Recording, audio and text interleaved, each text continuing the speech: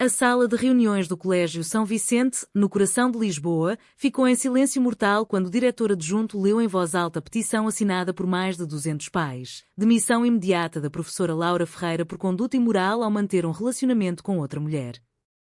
Laura, sentada ao fundo com as mãos trêmulas no colo, sentiu o chão desaparecer sob os pés. O que ninguém ali imaginava era que, menos de 24 horas depois, os alunos do 12º ano tomariam o pátio central com cartazes pintados à mão e vozes unidas, transformando um escândalo privado numa revolta que ameaçava engolir a reputação inteira da instituição. A foto que circulava nos grupos do WhatsApp dos pais mostrava Laura e Marta Oliveira, vice-diretora do colégio, num beijo discreto durante uma viagem de fim de semana a Sintra 3 meses antes. Alguém, e Laura já suspeitava quem, tinha vazado a imagem com precisão cirúrgica.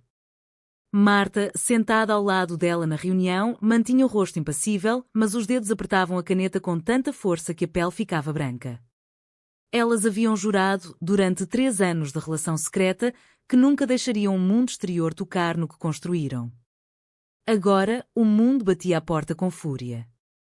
O diretor adjunto, António Ribeiro, um homem de 50 e poucos anos que disputava abertamente o cargo de diretor com Marta, fingia preocupação enquanto lia as exigências dos pais, valores cristãos, exemplo para os jovens, ambiente tóxico. Cada frase era uma facada bem calculada. Laura sentiu o estômago revirar.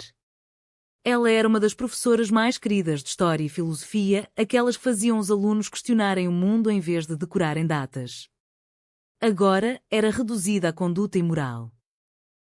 Quando a reunião terminou, Laura saiu para o corredor sem olhar para Marta. O ar de outono lisboeta entrava pelas janelas abertas e trazia o cheiro de chuva iminente. Ela precisava de ar. Precisava de pensar.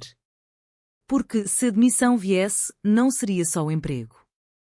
Seria o fim de 15 anos de carreira construída tijolo a tijolo, as noites em claro corrigindo trabalhos, os projetos que levaram alunos a ganhar bolsas na universidade. E seria o fim do que ela e Marta tinham construído em silêncio, jantares escondidos em casas de campo, mensagens apagadas antes de dormir, toques discretos no elevador do colégio. Tudo isso agora exposto como prova de crime. No pátio já se ouviam vozes de alunos. Alguém gritava o nome dela. Laura parou, o coração acelerado. Não era raiva. Era apoio. E isso, estranhamente, assustava mais do que a fúria dos pais.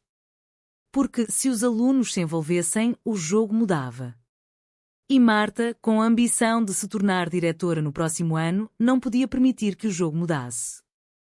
Naquela noite, no pequeno apartamento de Laura em Alfama, as duas mulheres sentaram-se frente a frente pela primeira vez desde o escândalo. Marta serviu 2 copos de vinho do Douro, mas não bebeu.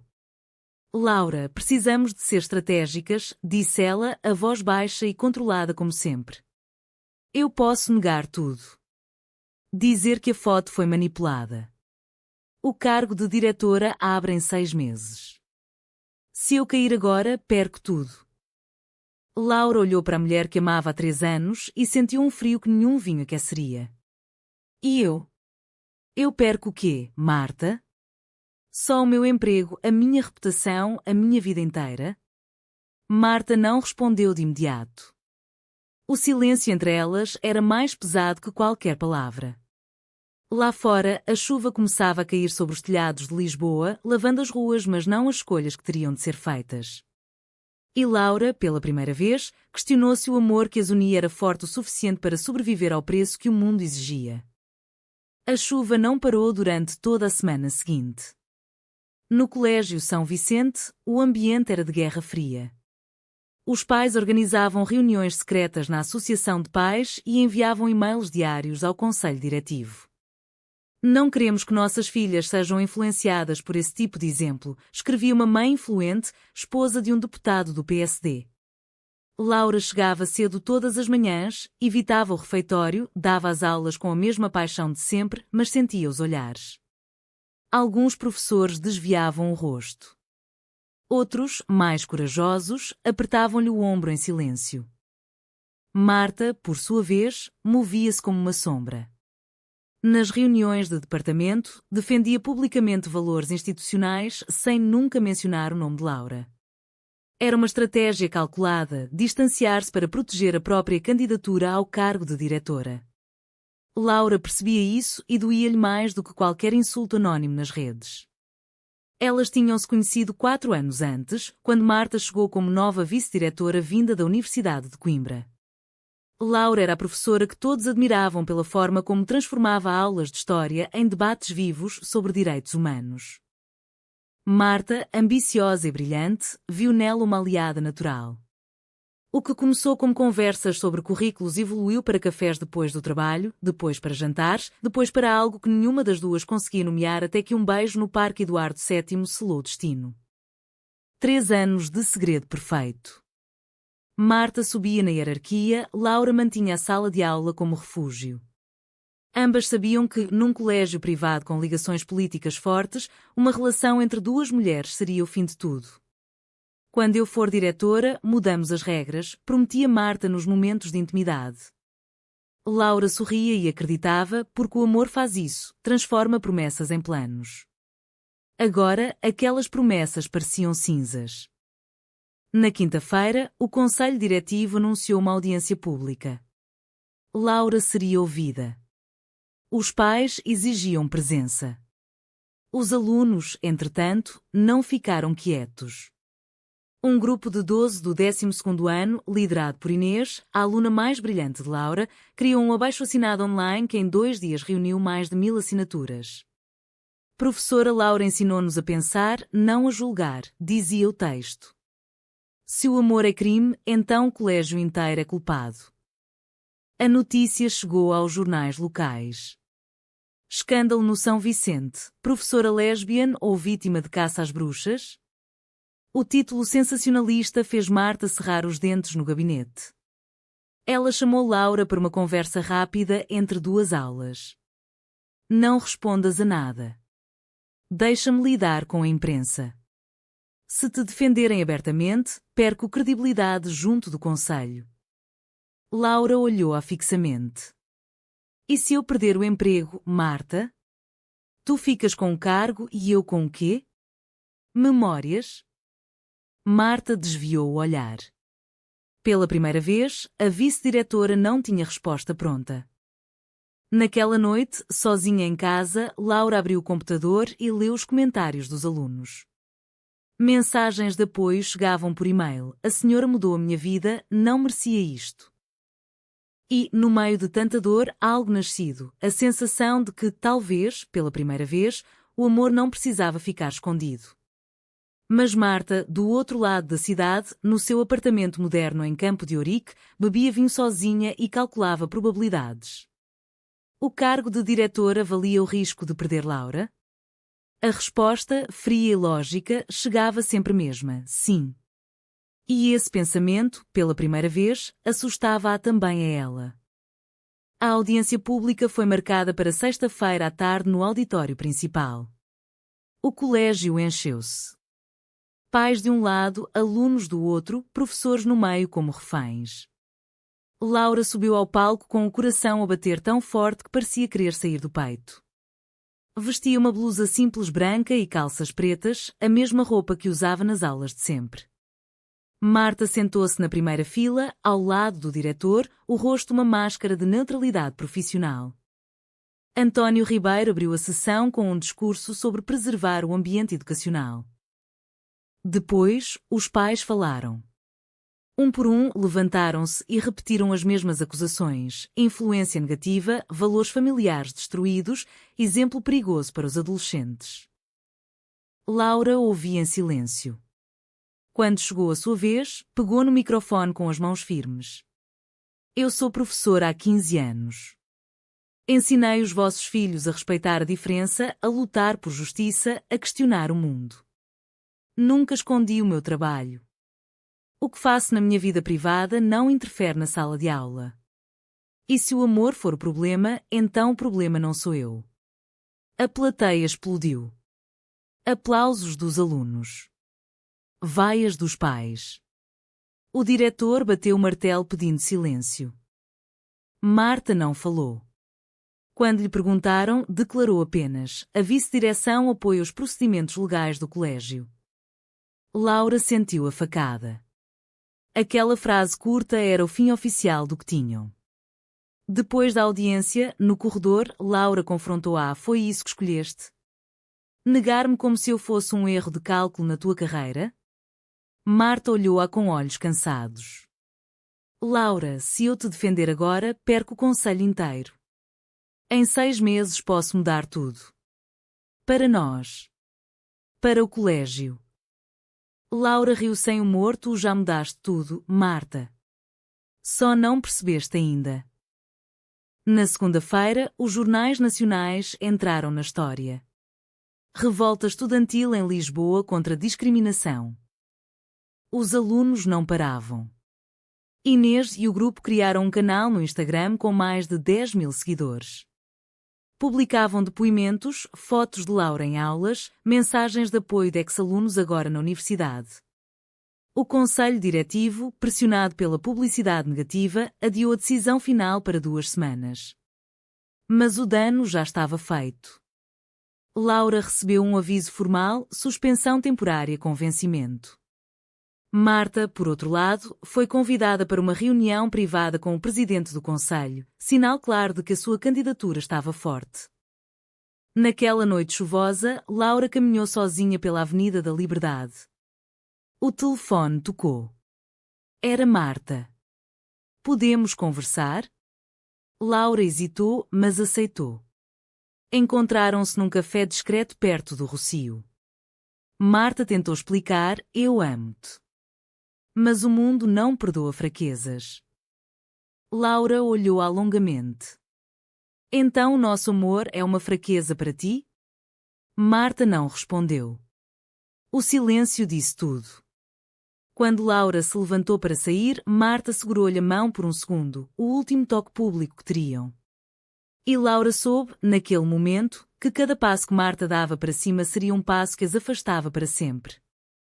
Os alunos não aceitaram a suspensão. Na terça-feira seguinte, o pátio do colégio transformou-se em acampamento. Tendinhas, cartazes, megafones.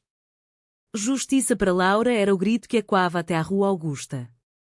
Inês liderava com carisma natural, organizando turnos, falando com jornalistas, recolhendo mais assinaturas. Os pais, furiosos, ameaçavam retirar os filhos. O conselho diretivo entrou em pânico. Reuniões de emergência sucediam-se. Marta observava tudo do seu gabinete no 3º andar. Os números não mentiam, a sua popularidade entre os professores subia porque ela mantinha neutralidade. Mas, à noite, sozinha, relia as mensagens antigas de Laura e sentia o peito apertar. A ambição, que sempre fora sua maior força, agora parecia uma prisão. Ela tinha subido na carreira exatamente por saber escolher batalhas. Desta vez, a batalha era pessoal. E ela estava a perder. Laura, em casa, recebia visitas constantes de alunos. Trouxeram bolos, cartas, até um vídeo editado com depoimentos. A senhora ensinou-nos que coragem não é ausência de medo, é agir apesar dele, dizia Inês num dos vídeos. Laura chorava em silêncio. Pela primeira vez em semanas, sentiu que não estava sozinha. Mas também sentia o peso: aqueles jovens arriscavam o futuro por ela. Se o colégio fechasse ou perdesse financiamento, os alunos pagariam um preço. A imprensa nacional já falava do caso como um movimento Professora Laura. Um canal de televisão quis entrevistar Marta. Ela recusou. Mas o rival António Ribeiro aceitou e, no ar, declarou: a instituição deve proteger os valores tradicionais. A declaração custou-lhe caro. Alunos boicotaram as aulas dele. O conselho, pressionado pela opinião pública, marcou uma votação final para a sexta-feira. Demissão ou reintegração? Na quinta-feira à noite, Marta apareceu no apartamento de Laura sem avisar. Chovia torrencialmente. Eu vou votar contra a demissão amanhã, disse ela, molhada da cabeça aos pés. Laura ficou parada à porta. Por que agora? Marta baixou a cabeça. porque percebi que, se eu ganhar o cargo sem ti, não vale nada. As duas ficaram ali, no corredor escuro, sem se tocarem. O amor ainda existia, mas estava ferido. E as feridas, em relações assim, nunca cicatrizam completamente. A votação foi tensa. O conselho reuniu-se às 10 da manhã. Marta falou primeiro. Com voz firme, apresentou dados. A professora Laura Ferreira tem os melhores resultados académicos do colégio em 10 anos. Os alunos melhoraram 28% nas provas nacionais desde que ela assumiu as turmas de filosofia. Demiti-la seria um erro estratégico e moral. António Ribeiro contra-atacou com argumentos emocionais e religiosos. O voto foi secreto. Quando o presidente abriu o envelope, o resultado foi 7-5 contra a admissão. Laura estava reintegrada. Os alunos explodiram em festa no pátio. Laura desceu as escadas com lágrimas nos olhos e foi recebida como heroína. Mas Marta não estava lá. Tinha saído antes do anúncio. À tarde, Laura encontrou um envelope no seu cacifo. Dentro, uma carta manuscrita de Marta: consegui o cargo de diretora interina. Mas perdi-te. Escolhi a sobrevivência. Perdoa-me se puderes. Ou não. Eu compreendo. Laura leu 2 vezes e rasgou a carta. A traição final doía mais que qualquer demissão. Nos dias seguintes, o colégio voltou à normalidade aparente. Laura dava aulas com mais paixão do que nunca. Os alunos olhavam-na com respeito renovado. Mas à noite, em casa, o vazio era imenso. Marta assumiu o cargo com eficiência cirúrgica. Reformou regras, trouxe novos projetos, ganhou elogios da imprensa. Mas nunca mais procurou Laura. Cada reunião de professores era um encontro de estranhas. Um mês depois, Laura recebeu uma proposta: lecionar numa escola pública em Coimbra, com melhor salário e liberdade total. Ela aceitou. No dia da despedida, os alunos organizaram uma cerimónia emocionante. Marta não compareceu. Quando Laura saiu pela porta principal do São Vicente pela última vez, olhou para o edifício e sentiu que deixava ali uma parte de si. O amor tinha sido real. A ambição também. E as duas não conseguiram coexistir. Coimbra recebeu Laura como se a cidade soubesse da sua história. A nova escola era mais pequena, mais livre.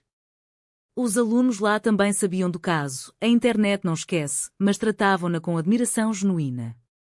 Marta, em Lisboa, tornou-se diretora efetiva 6 meses depois. Os jornais elogiaram a nova era de modernidade no São Vicente. Ela sorria nas fotografias oficiais, mas os olhos estavam vazios.